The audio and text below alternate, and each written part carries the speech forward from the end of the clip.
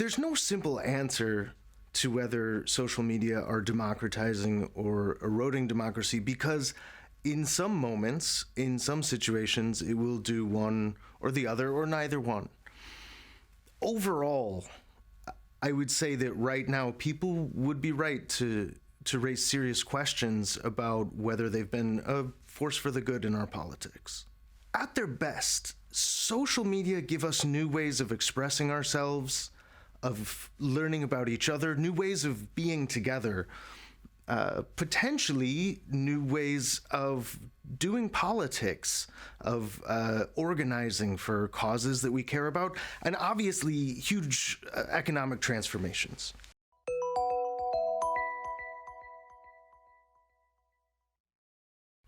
At their worst, social media are a surveillance and propaganda machine, the likes of which the world has never known. That surveillance may be for economic or commercial purposes. It may also be, in some cases, for the use of governments. Of course, governments can use it, again, for good or ill. That's largely for economic purposes. They're collecting an unbelievable amount of data about us. And in moments that can be useful and convenient and helpful, but it runs risks in the longer term that we can't even foresee. There have been, of course, some situations where social media have been used to organize for causes that people care about. But it's also been potentially dangerous in some places. I mean, examples recently, Burma, potentially the United States elections, and Brexit, and the ways in which Russia and other actors are implicated in that. So it really depends which moment and where you're looking. Social media at their best can be new ways for us to express ourselves, new ways for us to learn about each other, new ways for us to organize and to be together as people, whether that's socially or politically or romantically, for that matter.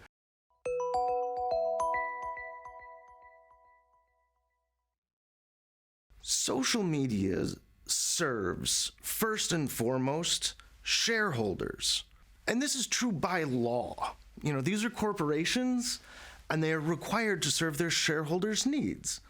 So to expect that social media would instead serve democratic purposes seems an unreasonable expectation. They do also, of course, serve the users in a number of ways, right? We use it to share things with our families, to coordinate a party, to do all kinds of things. But at the end of the day, first and foremost, they're driven by financial concerns. The big social media companies that we think of, like Facebook and Twitter, are located in America, and specifically in California, and are subject to those regulations first and foremost. So New Zealand can try to pass laws that would restrict or change what those companies are doing. But at the end of the day, this is a comparatively small country. We don't have that much weight to throw around. That being said, there are other things that New Zealand could do. New Zealand could build its own new social media system akin to the public media we already have, like RNZ, which is funded by the government for the good of the people. So there are different ways forward, and regulation may not be the only way.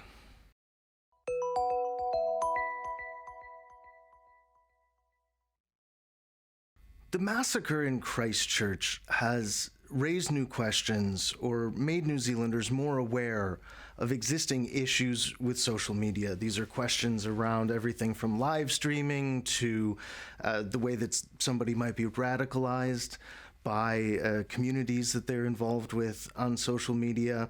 When we look closely at this issue, very quickly we get down to these really basic questions about who we are, how we're going to balance safety and freedom. The thing that maybe worries me the most is that as we try to strike that balance between safety and freedom, it's being struck by the pressures of the market, because these are private companies, and so it's money that's making those decisions. Is social media good for democracy? Well, two things. One is you can't talk about that without a context, a historic context and a technological context. Historically, we've gone through several different models of media, and we've arrived now at this mixed model where you've got all different forms. You've got radio and TV and print and electronic and social media, and they all kind of contribute to the milieu. What social media has done is it has taken what we call gatekeeping out of the hands of the few that used to control the range of debate in traditional media. So that can be good and that can be bad. It's good because you can get a wider range if you look for it, but it's bad because at least the gatekeepers kept out the lies to some degree, not always, but they had fact checkers, and so some things wouldn't slip through, though the opinions might have been a little narrower in some cases, usually what we call indexed to power. You can have candidates and have debates that are not necessarily controlled or censored out by news norms, which always controlled the sort of economic model of traditional journalism. So if you look at the United States as an example, somebody like Senator Bernie Sanders could have never become a presidential candidate without social media. But because he was not part of the power structure. He was not a traditional Democrat. He identified as an independent, as a democratic socialist. And even though he would spend his time in the Democratic caucus, he was always an outsider. His ideas were a little bit too structural to really fit into a news norm. He talked about things like campaign finance reform, and they sounded really boring, or economic inequality. But you know what? Social media gave him a platform, and he has built a following that nobody could have ever predicted. He has democratized campaign funding in a way that the United States would have never seen. Nobody could have predicted that he could have raised as much money as a traditional candidate for something like the presidency of the United States. So is that good for democracy? I think it does broaden the range of discussion. It does let these ideas out that you might not have really heard in a traditional media setting. It also enables people to see more of what might have been clipped. So Barack Obama might have given a talk and CNN might have shown you, 2 minutes. But if people wanted to see the entire talk to get the full context and the range of what he had to say, they could then go watch it on YouTube. One of the other things that we've seen with social media is a type of engagement that might not have happened just among citizens, everyday people who trade ideas and build organizations, not just within their own countries, but across borders.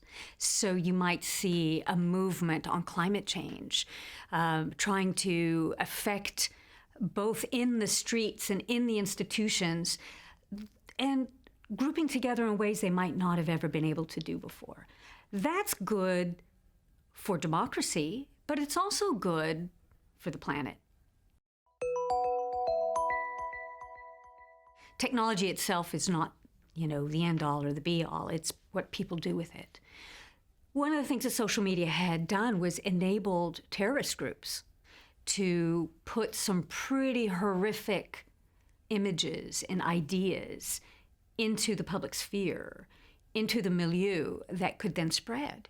So even when I first moved to New Zealand, I remember going onto a television program and talking about American politics, which is one of the things and just talking about the structure of American politics. But some New Zealanders had been learning some of the conspiracy theories around, say, the Clintons, and really lashed into me for not talking about those conspiracies in a way as if they were true. That's bad for democracy because it's spreading these ideas that have really, in many cases, no basis in reality, and spreading emotions and in ways that can be very destructive and harmful to individuals and communities. We saw what happened in Christchurch. It's not something that would have been as easily spread without social media. the idea of free speech is the idea that you have a marketplace of ideas and let the best ideas rise to the top. But you need sort of an equal marketplace of ideas. One of the things that we've seen happen, and it is partly, I think, rooted in the economic model of media where people have to make a lot of money, and so they need to sell advertising, so they need to get your eyeballs and your attention in a place that is pretty competitive. And what that's done is it's led those media that are for profit to make things as sensational and emotional as possible. But we get addicted to those emotions, and we need more and more and more intense. And so the ideas sometimes get drowned out by intense emotional outrage and anger and hate and fear. And those are not ideas. And so it's sort of counter to the marketplace of ideas. And I think I'd be for, rather than calling it censorship, some kind of moderation so that we can still get those ideas. Look, I think all of our needs get served in social media in one way or another. I live in New Zealand. I'm a New Zealand resident, and my family is spread all over the world. My mother's from Cyprus. My father was from Lebanon. I have family in Canada. I have family in France. I have family in England. Social media serves me. Politically, it also serves me. I get news from all over the place. Now, would I get that without social media? Probably, but it does organize it in a particular way that makes it easy. Does it make me miss some things? Yes, it also makes me miss some things because of the algorithms that these outfits like Facebook and others are using. Who does it serve the most? Facebook itself. You know, it's made a lot of billionaires a lot richer. And they've sold us, and they've sold our privacy, and they've sold our information to the point where there's just nothing about us that they don't know.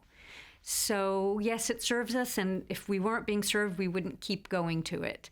But we are, and in some ways to our detriment.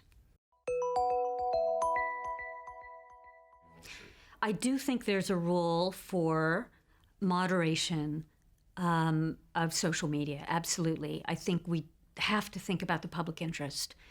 We have a planet to take care of. We need to make sure we have the basic fundamental necessities, including things like water and food, which are going to be in question in the coming years.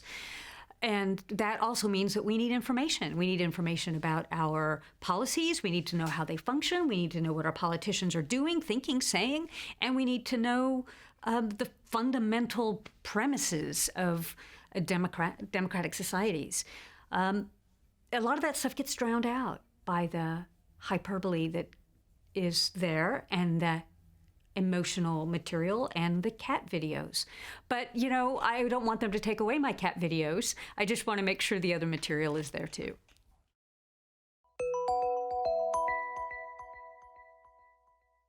It started about 150 years ago at the place which many of us heard about this, which is the Speaker's Corner, which is a part of the Hyde Park.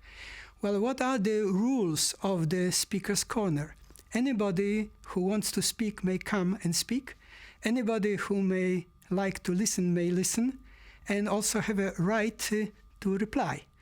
And everything is going under the watchful eye of the UK police. So this is what was the Speaker's Corner. Now, when we came to social media, those three principles that everybody may speak, everybody may listen, everybody may discuss, are still maintained. But there was two other very important differences added. The one is that the Speaker's Corner is only watched by the police, while the social media are monitored or driven by the network administrator. And that is a very important aspect. And the second aspect is that in the case of the Speaker Corner, you have to come to the place to listen. You have to come to talk. And both cases, you have a time to think about the issue. In case of a social media, the situation is different because you are hearing what is written or you are listening a clip on the video, and immediately you may start typing and get their answer. So that may not be a something which is really, really valid. So these are those basic differences. The positive aspect is obvious. It is that everybody around the world may communicate to the world their point of view, may they argue, and may start a discussion. So this is very positive. But in the same time, it is very negative, because if you have a mass of information, then how to differentiate whether given information is worthwhile or is simply a rubbish. Anybody who wants to communicate to the world their own point of view, there is a other problem. And the problem is and I already mentioned to you that the speaker corner was monitored by the police, and there is no any commercial interest. In a case of other social media, discussion is monitored by the network administrators.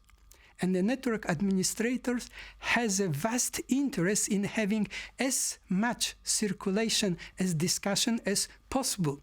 Why? Because social media has some cost to run it, and the cost is covered by advertisement. And the people or businesses who would like to advertise, they are paying for it. So the more people are listening to or watching social media, then the higher profit for the network administrator. And this is a big problem.